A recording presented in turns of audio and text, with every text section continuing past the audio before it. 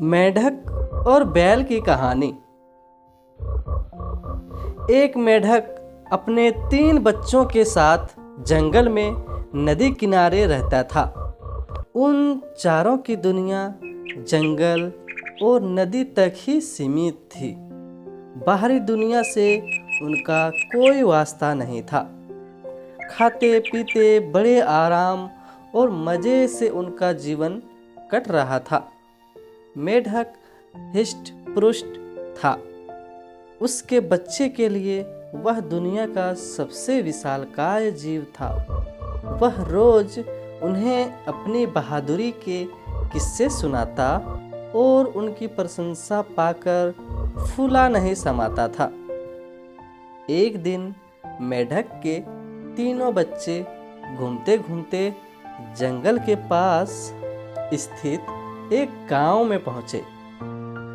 वहां उनकी दृष्टि एक खेत में चरते हुए बैल पर पड़ी।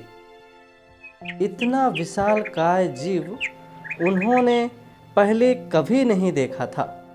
वे कुछ डरे, किंतु उसकी विशाल काया को देखकर तभी बैल ने हुंकार भरी और मेढक के तीनों बच्चे डर के मारे उल्टे पांव भागते हुए अपने घर आ गए। बच्चों को डरा हुआ देखकर जब मेढक ने कारण पूछा तो उन्होंने विस्तार पूर्वक बैल के बारे में बता दिया।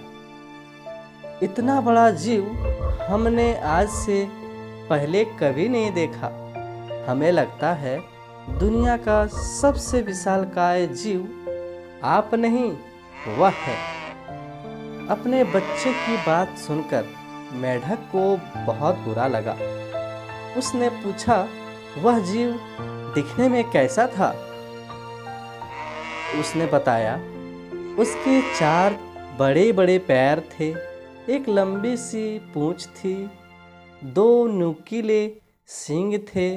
शरीर तो इतना बड़ा कि आपका शरीर उसके सामने कुछ भी नहीं है, बच्चे बोले। यह सुनकर मेढक ने अहंकार को जबरदस्त ठेस पहुंची। उसने जोर से सांस खींची और हवा भरकर अपना शरीर फुला लिया। फिर बच्चों से पूछा, क्या वह इतना बड़ा था? नहीं, इससे बहुत बड़ा, बच्चे बोले। मेढक ने थोड़ी और हवा भरकर अपना शरीर को और फुलाया। क्या इतना बड़ा? नहीं नहीं, और बड़ा। मेढक ने जंगल के बाहर कभी कदम नहीं रखा था। उसे बैल के आकार का अनुमान ही नहीं था, किंतु उसने मानो जिद पकड़ ली थी कि अपने बच्चों के सामने स्वयं को नीचा नहीं दिखाना है। वह जोर से सांस खींचकर ढेर सारी हवा अपने शरीर में भरने लगा। उसका छोटा सा शरीर गेंद के समान गोल हो गया, किंतु इतने पर भी वह नहीं रुका। उसका शरीर में हवा भरना जारी रहा। इतनी सारी हवा अपने शरीर में भर ली कि उसका शरीर वह संभाल नहीं पाया और फट गया। अपने अहंकार में मेढक के प्राण उड़ गए। कहानी से सीख। हमें इस कहानी से यह सीख मिलती है कि अहंकार पतन का कारण है।